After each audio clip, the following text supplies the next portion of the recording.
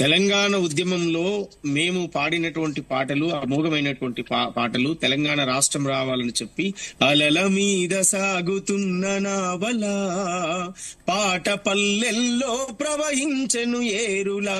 ఆ త్యాగాల ఈ నేల తనువంత గాయాలం చిగురించను రెమ్మలా వెన్నుదట్టే అమ్మలా.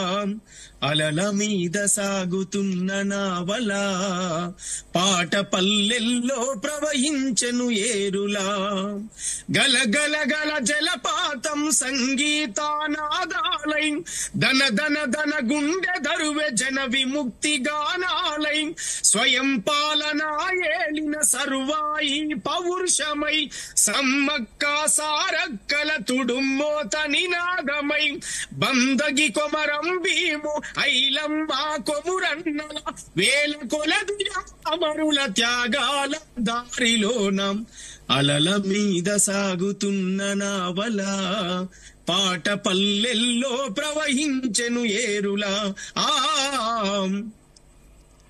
ఇట్లా అనేక పాటలు ఆ గ్రామాలు తిరిగి ఆ చైతన్యాన్ని చేసినటువంటి పరిస్థితి ఉందమ్మా.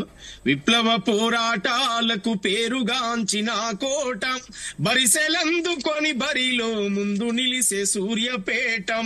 మట్టి మనుషుల వెతలను కథలు రాసే ఒట్టి కోటం.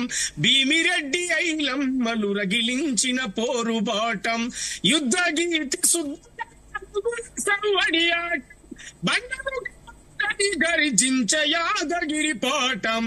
ఏమని పాడాలి నేను ఈ పాట, ఎంతని చెప్పాలి గుండె గాయాల గోసం. ఆనాడున్నటువంటి గోసలను రాసినటువంటి పాట అమ్మాయి.